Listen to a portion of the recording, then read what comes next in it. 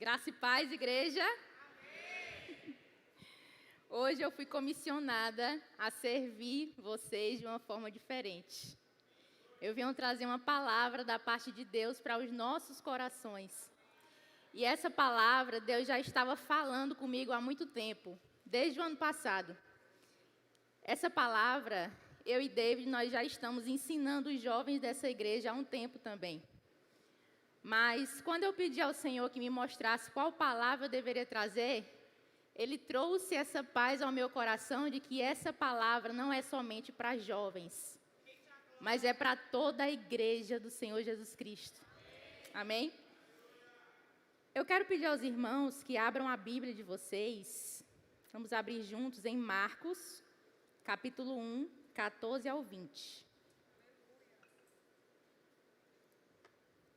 Marcos, capítulo 1, versículo 14 ao 20.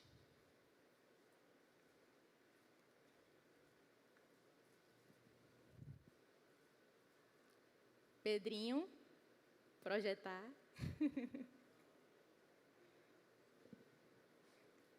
Amém? A palavra do Senhor diz assim: depois de João ter sido preso, Jesus foi para a Galileia pregando o evangelho de Deus. Ele dizia: o tempo está cumprido e o reino de Deus está próximo. Arrependam-se e creiam no evangelho. Caminhando junto ao mar da Galileia, Jesus viu os irmãos Simão e André, que lançavam a rede ao mar porque eram pescadores. Jesus lhes disse: venham comigo e eu farei com que sejam pescadores de gente. Então eles deixaram imediatamente as redes e o seguiram. Pouco mais adiante, Jesus viu Tiago, filho de Zebedeu, e João, seu irmão, que estavam no barco consertando as redes, e logo os chamou. E eles seguiram Jesus, deixando seu pai Zebedeu no barco com os empregados. Amém? Fique com esse texto aberto. Hoje o nosso tema é Somos Todos Discípulos. Irmãos, eu não sei se vocês sabem, mas a palavra cristão aparece na Bíblia 3 vezes. Lá em Atos 11, 26, os discípulos chegam em Antioquia e lá eles são chamados de cristãos pela primeira vez. Em Atos 26, 28, o rei Agripa, falando com Paulo, diz assim que você quase, Paulo, me convenceu a ser cristão também.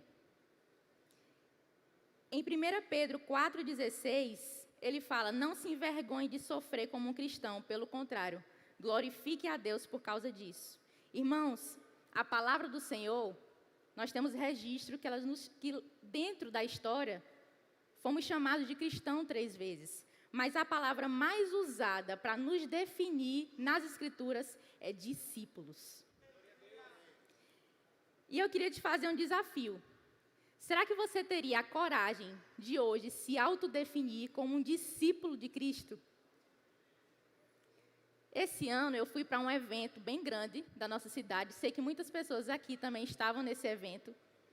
E um rapaz que estava palestrando, ele fez uma pergunta para a multidão. E quando ele fez a pergunta, ele chamou alguém para vir à frente e falou assim: eu te desafio a você se definir, se autodefinir, sem dizer o que você tem ou o que você faz. E aí ele chamou esse rapaz aleatório no meio da multidão, ele veio até a frente, ele fez a pergunta de novo e o rapaz ficou sem ter o que dizer. Ele não sabia se definir sem dizer o que ele tinha ou o que ele fazia. Quantos de nós teríamos a coragem de, naquele momento, dizer: eu sou filho de Deus? Eu sou discípulo de Cristo. E naquele momento eu fiquei pensando, se ele tivesse chamado um verdadeiro discípulo, ele teria passado muita vergonha.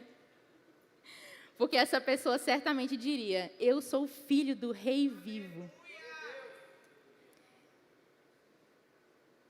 E aí, nos 4 evangelhos, nós vemos 2 grupos diante de Jesus: a multidão e os discípulos. E qual é a diferença entre esses 2 grupos? Para a gente entender qual é a diferença, primeiro a gente precisa responder uma pergunta: o que você quer? O que você quer, meu irmão? E isso nos leva ao primeiro ponto dessa noite.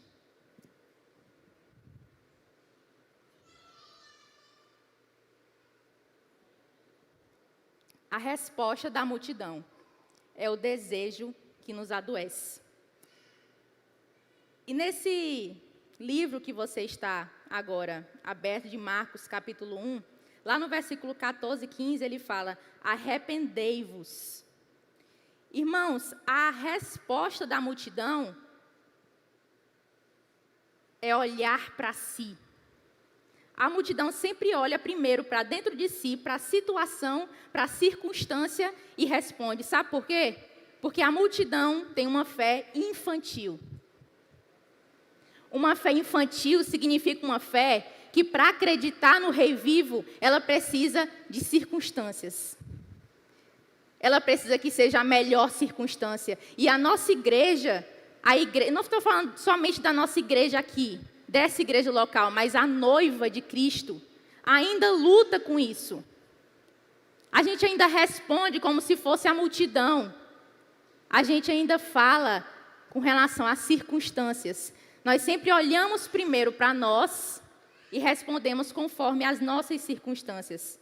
E naquele tempo alguns diziam: eu quero ser curado. Outros diziam: eu quero uma prova de que você é o Messias.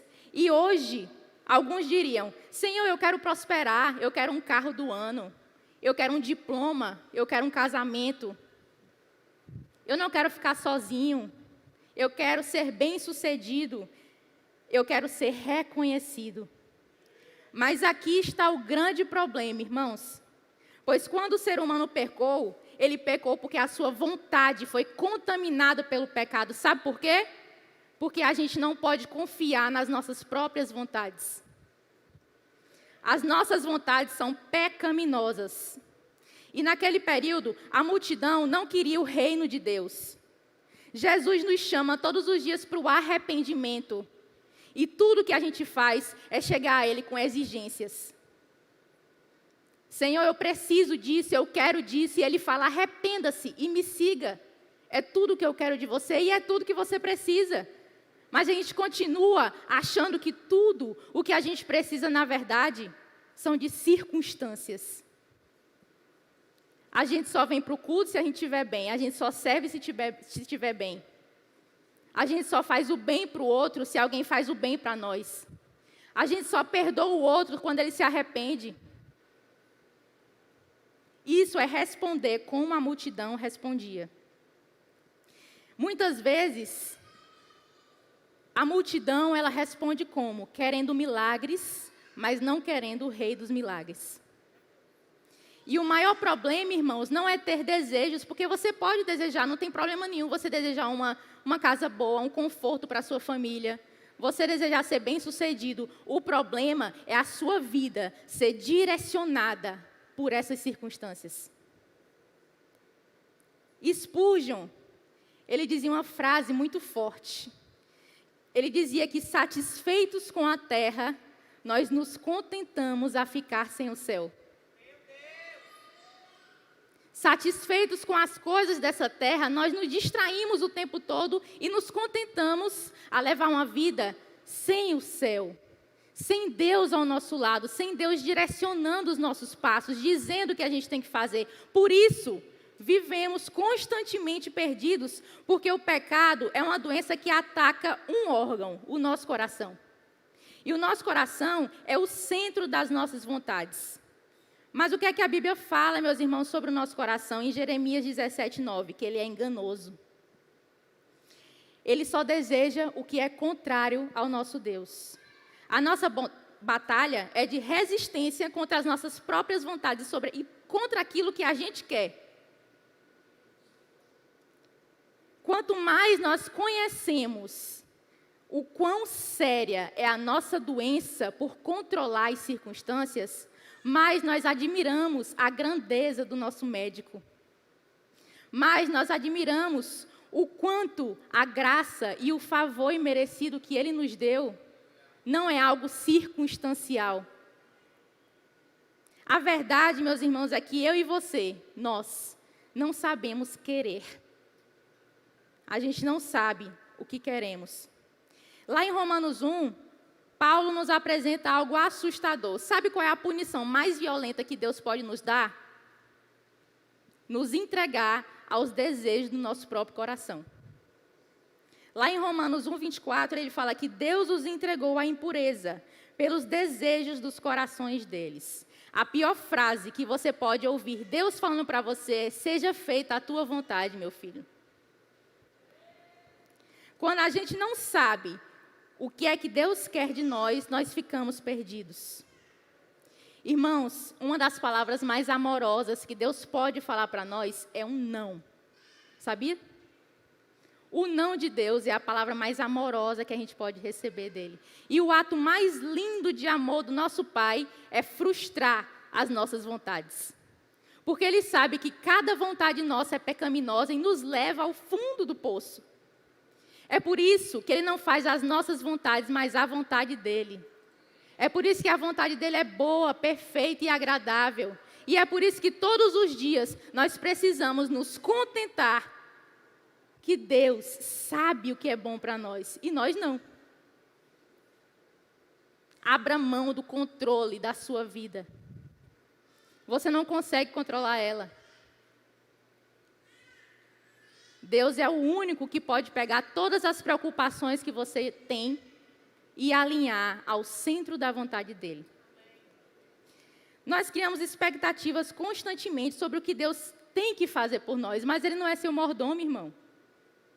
Nós estamos prestando um serviço para Deus. E eu vou dizer uma coisa forte para você. O diabo também presta um serviço para Deus. E deve ser muito ruim ser diabo. Porque apesar dele fazer tudo o que ele faz, ele ainda assim continua prestando um serviço para Deus. A diferença é que Ele nos ama e Ele nos escolheu. É por isso, irmão, que quem se arrepende não pede perdão, mas confessa pecado. Porque confessar pecado significa que você de fato está arrependido. Quando a gente pede perdão, a gente cria uma expectativa do que como o outro deve nos tratar. Já prestou atenção? Eu vou pedir perdão porque eu quero que depois que ele me peça perdão, ele me trate diferente. Isso não é arrependimento. O arrependimento, ele não precisa acontecer para você perdoar alguém. Na verdade, o perdão leva ao arrependimento. Quem disse que Cristo te perdoou só porque você se arrependeu? Na verdade, Ele primeiro nos perdoou e depois nós nos arrependemos. É por isso que se alguém peca contra ti, a sua única natureza como filho de Deus deve ser o perdão. Você não tem que dizer, eu só vou perdoar se ele se arrepender. Você tem que perdoar porque essa é a sua natureza. Porque esse é quem você é como filho de Deus. Esse é o motivo do nosso perdão. Me desculpem, meus irmãos, mas o cristão que não perdoa, que guarda rancor, na verdade, nunca foi cristão de verdade. Porque quem se arrepende, confessa pecado, assume responsabilidade e muda comportamento. Se você não é capaz de perdoar o seu irmão, sendo que ele já foi perdoado, você continua sendo fiel depositário do pecado do outro, sendo que ele já foi perdoado. Então você continua tomando um veneno e sendo fiel depositário de um pecado de alguém que já foi perdoado. Porque só você não perdoa. Quem é você, quem somos nós para não perdoar alguém, sendo que Cristo morreu na cruz para nos perdoar. E o sacrifício de Jesus, irmãos, foi suficiente. A falta de perdão nos nossos corações revela que, na verdade, nós estamos negando o sacrifício de Jesus. E isso é anticristo. A falta de perdão no nosso coração é anticristo. Porque se a gente fala que eu só vou perdoar quando ela se arrepende, eu só posso perdoar com um motivo? Significa que o sacrifício de Jesus não foi suficiente? Ainda precisa de alguma coisa? Você ainda precisa fazer alguma coisa? Ou a pessoa precisa fazer alguma coisa? Não, irmãos. O sacrifício de Jesus foi suficiente para nos salvar e nos perdoar. Todos nós fomos perdoados. Quem somos nós para não perdoar alguém? Essa deve ser a nossa natureza. Portanto, discípulo é aquele que guarda os mandamentos. E guardar o mandamento não é só você pegar a sua Bíblia, chegar em sua casa, guardar em uma gaveta e lembrar de vez em quando que você tem que cumprir alguns mandamentos que estão lá. Na verdade, guardar os mandamentos é praticar o que está aqui. Sabe por quê, irmãos? Certa vez eu falei isso em um culto de jovens, mas eu acho necessário refalar aqui. Deus tem me incomodado para falar aqui também.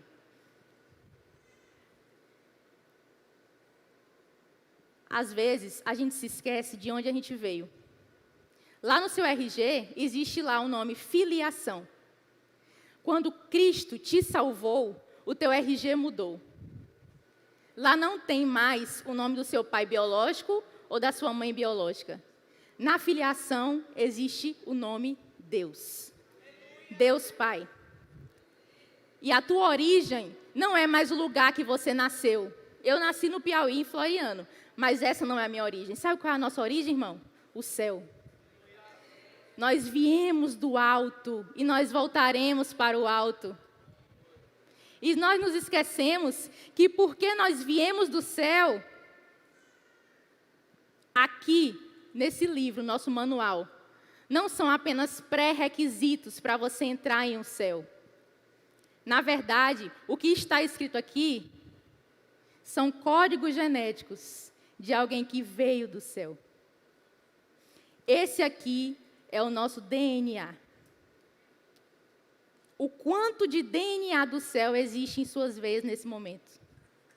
Como é que as suas ações e as suas reações revelam o DNA e o caráter de Cristo na sua vida hoje? Porque é muito fácil, irmão, é muito fácil a gente chegar aqui na igreja e agir como um discípulo, agir como Jesus. Mas Cristo não nos chama apenas para agir como Ele, mas nos tornarmos como Jesus. E se tornar como Jesus é diferente de agir como Ele. É fácil chegar aqui e a gente simplesmente tratar o outro bem, não se estressar com alguém. Mas quando você chega na sua casa, você é como Jesus? Quando você precisa reagir a um momento difícil, você é como Jesus? Ou você só age como Ele nos lugares que você precisa agir? O Senhor não nos chamou para sermos frequentadores de igreja ou de show, irmãos. Ele nos chamou para sermos discípulos. É por isso que a igreja está cheia. A maioria das igrejas estão cheias de frequentadores, mas poucos são os verdadeiros discípulos. Aqueles que se erguem e seguem o verdadeiro Cristo. Hernandes Dias Lopes diz que a igreja se tornou um oceano em extensão e com centímetros de profundidade. A gente coloca Jesus como um coitado que precisa da nossa aceitação, que precisa de nós. Na verdade, irmãos, Ele é o Deus Todo-Poderoso. Nós precisamos dEle. Nós carecemos dEle. Nós precisamos do intermédio de Jesus Cristo por nós. Quando Cristo orava, Ele não orava por Ele mesmo. Ele orava por nós. E Cristo tinha uma vida de oração e de devoção exemplar. Nós estamos agindo ou nos tornando como Ele.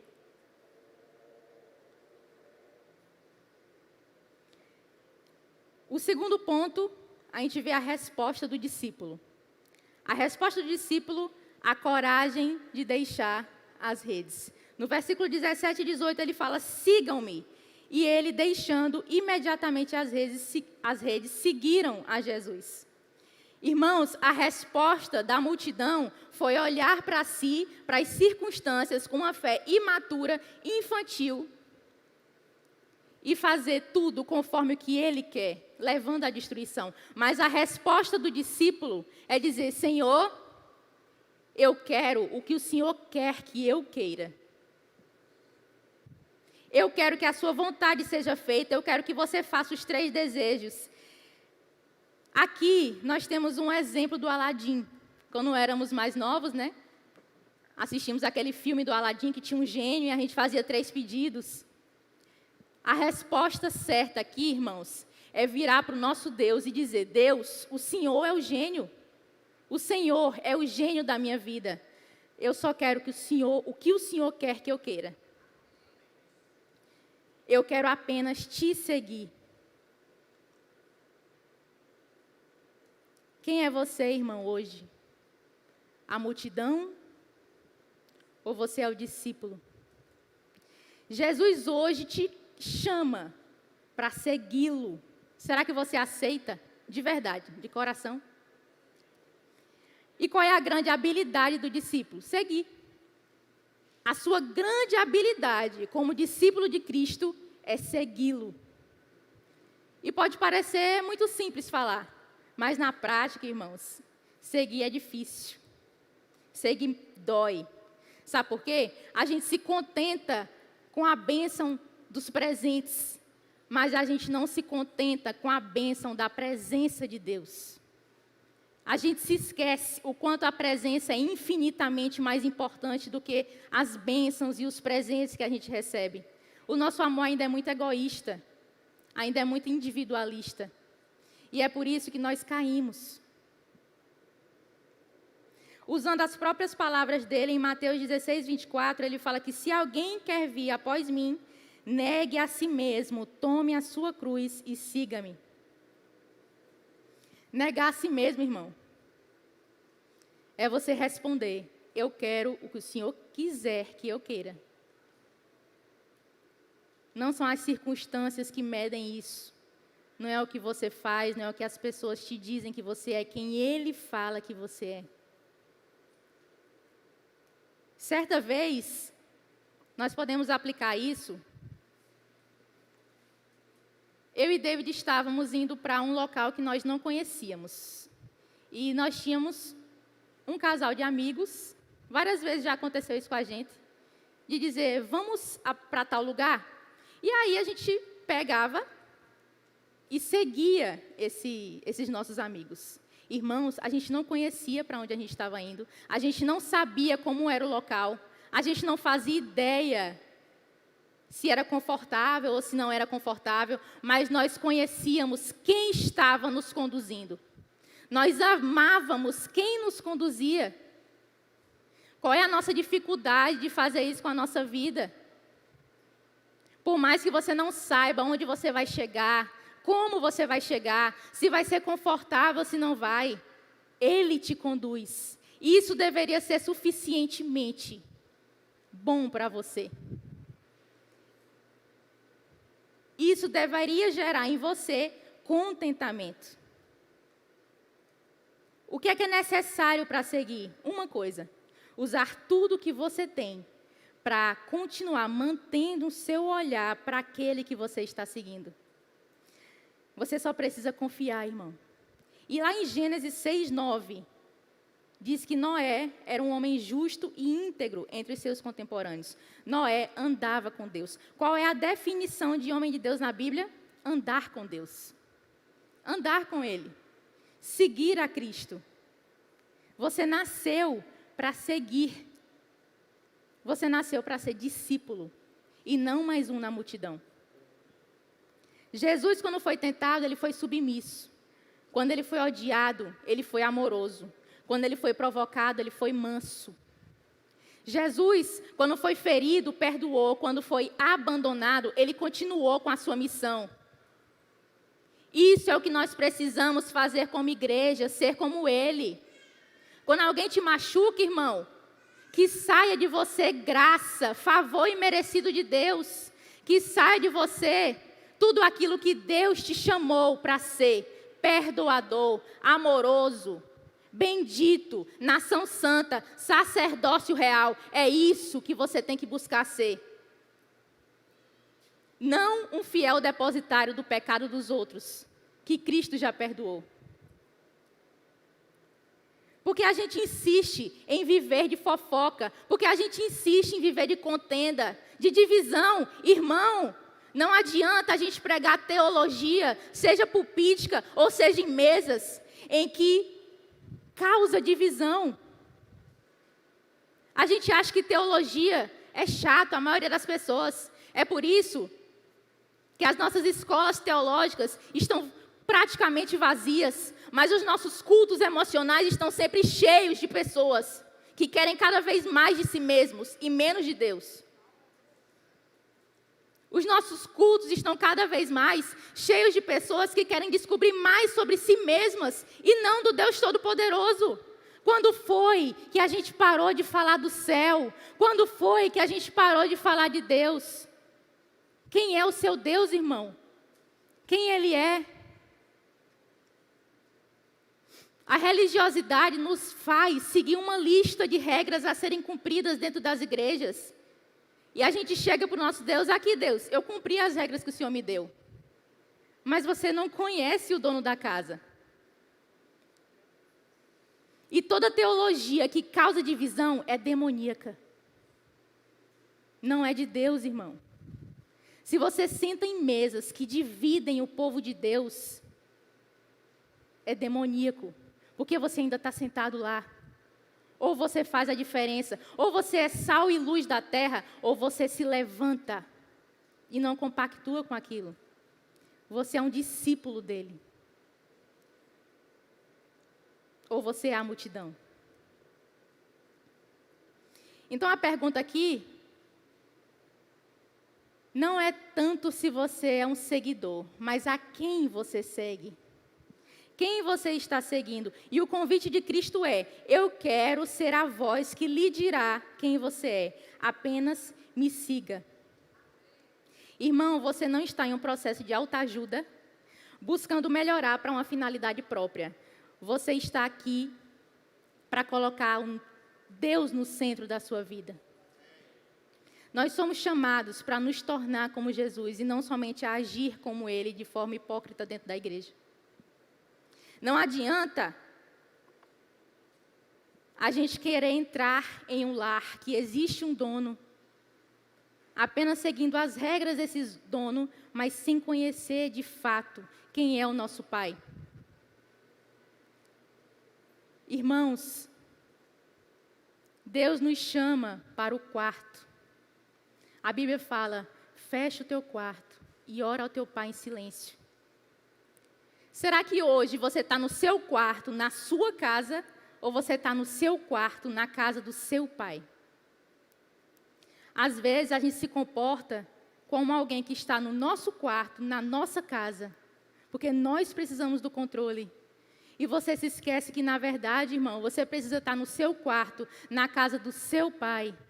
E que quando você sai do seu quarto e abre a porta e vai para a sala, existe uma mesa preparada para você. O seu Pai está te esperando para ceiar com você, para criar um relacionamento com você, para te mostrar quem Ele é, para te dar paz, para te livrar dos teus sofrimentos, para te livrar do teu medo. Mas você continua tratando Ele como alguém que bate na porta do seu quarto, como alguém que traz uma marmita. Mas, na verdade, Ele é o teu Pai e Ele te chama todos os dias para o arrependimento. Arrependam-se, creiam no Evangelho. Arrependa-se, irmão. E aí nós vemos o ponto 3, que é a boa notícia que nos reposiciona, o Evangelho de Deus. Marcos capítulo 1, 14 e 15. Jesus fala: o tempo está cumprido, o reino de Deus está próximo, arrependam-se e creiam no Evangelho. Os primeiros discípulos, eles deixaram tudo para seguir a Jesus. Por quê?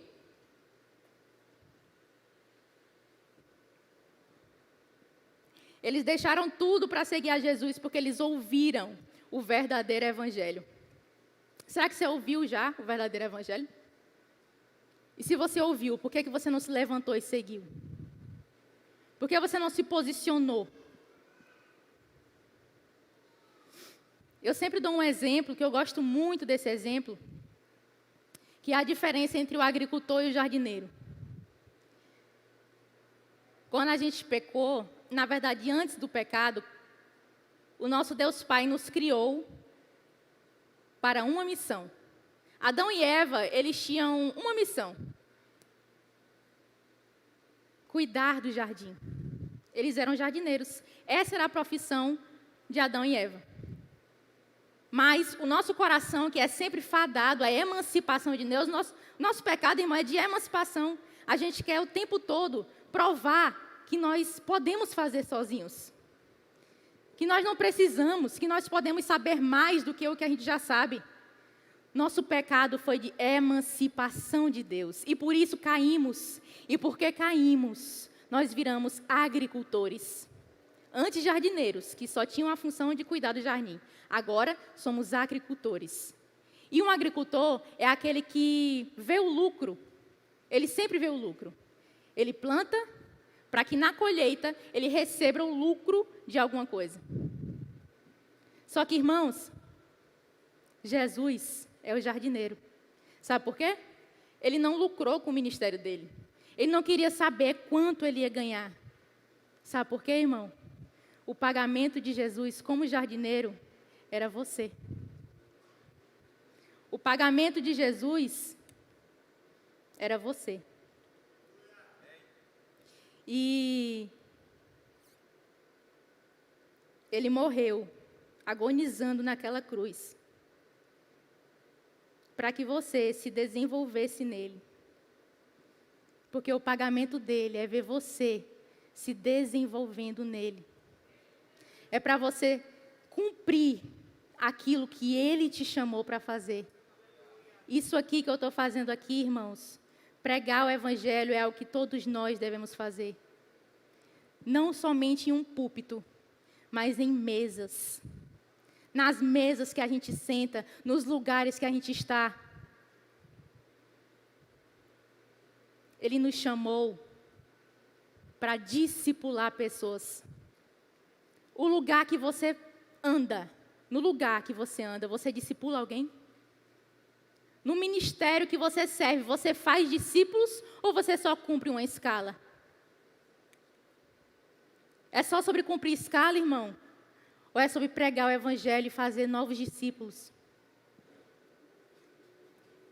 E qual é a boa notícia? A boa notícia é que os seus pecados estão perdoados. A boa notícia é que a dívida foi paga. Você não vai mais para o inferno. Ele te tirou das trevas para a sua maravilhosa luz. Esse é o verdadeiro evangelho.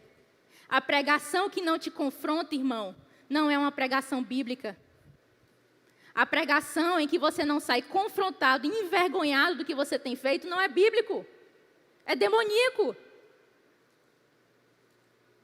Você precisa se confrontar todos os dias, porque você é pecador, mas você foi salvo. Ele te salvou, ele te comprou. Imerecida graça. Glória a Deus, podemos viver. Nós fomos salvos para Ele, por Ele. Tudo é sobre Ele. Quando a gente vive para nós, irmãos, a gente perde o propósito, a gente perde o chamado. Qual é o seu chamado? Qual é o seu propósito? Você só vai se sentir completo quando você estiver exercendo o chamado, o propósito que Ele te chamou para cumprir.